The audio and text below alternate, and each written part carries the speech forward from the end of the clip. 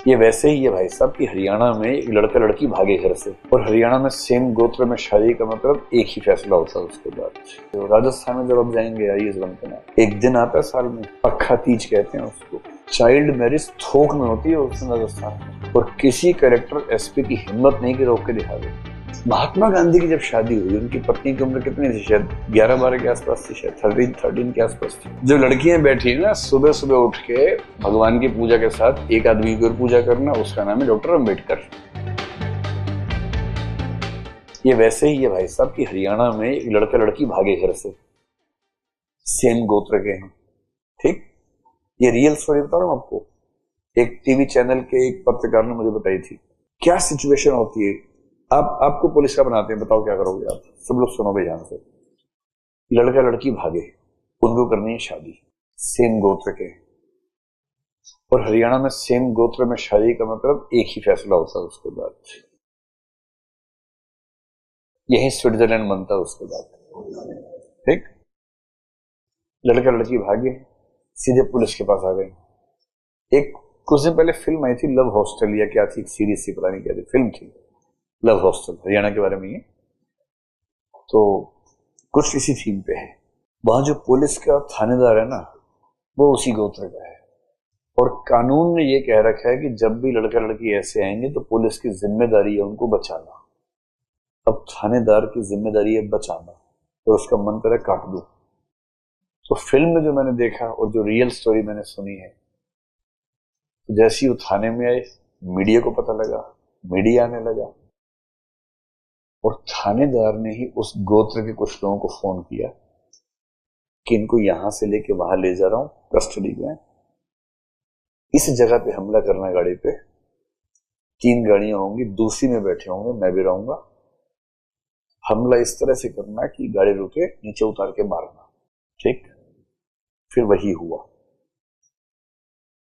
अब ये बताओ कि जो थानेदार साहब हैं, इनका एथिक्स कहता था इनको बचाना, इनकी मोरालिटी कहती थी इनको मारना, और सोशल एथिक्स कहता था मारना, जिस सोसाइटी में रहते हैं।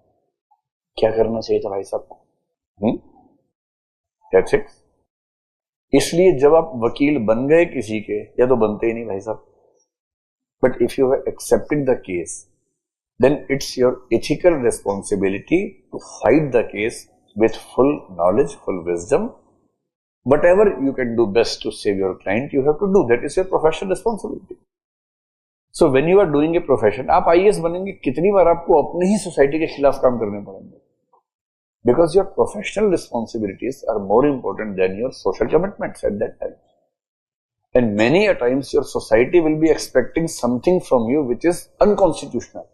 ध्यान रखना, सोसाइटी कई बार गलत काम सिखाती है, लड़ना पड़ेगा आईएएस बनने के बाद। राजस्थान में कहां से हो आप? यूपी से हो। राजस्थान में जब आप जाएंगे आईएएस बनते ना, एक दिन आता है साल में, अक्षय तृतीया, अक्खा तीज कहते हैं उसको। चाइल्ड मैरिज थोक में होती है उस दिन राजस्थान में, और किसी कलेक्टर एसपी की हिम्मत नहीं कि रोक के दिखा दे। रिटेल में नहीं होती, होलसेल में होती है उस दिन। कहाँ गया तो उनसे पूछो ना जो है। मतलब आसान नहीं होता भाई, जब आप सिविल सर्वेंट बनेंगे आसान नहीं होता। अगर सीएम भी सपोर्ट कर रहे होंगे तो आप क्या करेंगे? आप तो डीएम है ना भाई, जो पापा है वो सीएम है, और वो सपोर्ट कर रहा है, उसको इलेक्शन जीतना है 1 साल बाद। So it's not that easy जैसे हम समझते हैं। जी जी जी बोलिए। एकदम ठीक हुआ जब हमने शारदा एक्ट पास किया। What is Sarda act? Sarda act was the first act जिसमें शादी की उम्र हमने तय करनी शुरू की। पहले अलग ही चल रहा था, बच्चे तुम क्या कर रहे हो? अब बच्चे नहीं, हम पति पत्नी हैं, कंचा खेलने पति पत्नी है। कितने साल के हो बेटा? मैं 8 साल का हूं, ये 6 साल की मेरी पत्नी है। अब समझ नहीं पा रहे भाई क्या करें इनका, ये तो पति पत्नी है। 20-22 साल के होते होते माँ बाप बन गए। पहले बच्चे इनके बड़े हो जाते हैं उस समय तक। तो महात्मा गांधी की जब शादी हुई, उनकी पत्नी की उम्र कितनी थी? शायद 11-12 के आसपास थी, शायद 13 के आसपास थी। अब सोचिए जरा, यहां जो लड़कियां बैठी ना, भगवान को धन्यवाद करना बार बार। इस उम्र तक, वहां तो पहले का जमाना अलग होता था बहुत ज्यादा, 13 साल होते होते शादी हो जाती थी। शादी तो 6 में हो जाती थी, 1 में हो जाती थी, गोना 13 में होता था। 14-15 होते थे मम्मी बन गई। 28 में बेटी की शादी हो गई। 30 में नानी बन गई। यहां 32 तक अटेम्प्ट चल रहे हैं अभी। वहां 30 में नानी, और ये कौन आ रही है? ये भी आ रही है, बेटी भी, उसकी बेटी भी आ रही है। कहां जा रही है? प्रीलिम्स का एग्जाम। पर छोटी बच्ची कह रही मेरी नानी का प्रीलिम्स है। नानी मेंस देगी। जो लड़कियां बैठी है ना, सुबह सुबह उठ के भगवान की पूजा के साथ एक आदमी की और पूजा करना, उसका नाम है डॉक्टर अंबेडकर। क्यों? कुछ दिनों में समझ में आएगा, जब हिंदू कोड बिल समझेंगे। वरना महिलाओं की हालत अच्छी नहीं थी। ये पिछले 100-50 साल में हुई है। बहुत बड़े चेंजेस आए हैं पिछले 50 साल में, जिसका एक रिजल्ट है कि आप सब यहां बैठे हुए हैं। वरना भी घुमा रहे होते पार्क में मुन्ने को। आप यहां हैं क्योंकि आपको ऐसा मौका मिला, और ये इसलिए मिला कि स्टेट ने सोसाइटी से झगड़ा मोल लिया। अगर स्टेट सोसाइटी से झगड़ा मोल न लेता तो आपको आजादी ना मिलती। इसी में एक स्टेप क्या होता है, 3 तलाक वाला जो था वो भी social custom, but in Shayara Bano case the supreme court decided that 3 तलाक सिस्टम और तलाक बिद्दत सिस्टम इज अनकॉन्स्टिट्यूशनल। तब भी विरोध हुआ।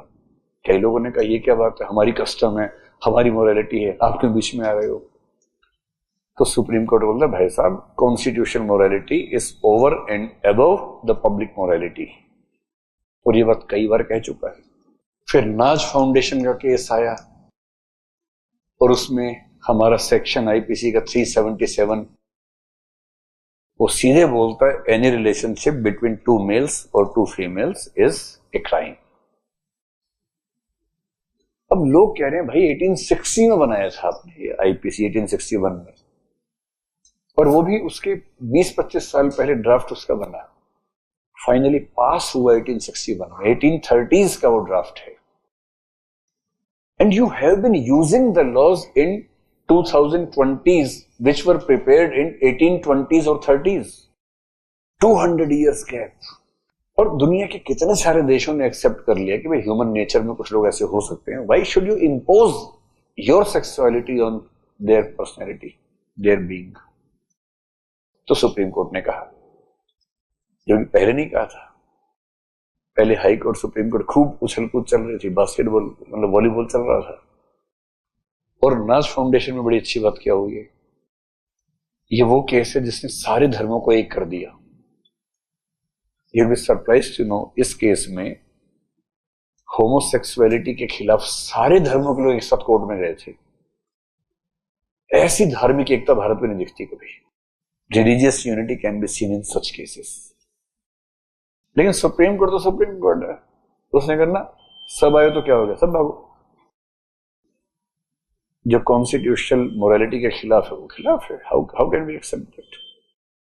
The law has to fight with the society in order to give equal fundamental rights to all sections of society.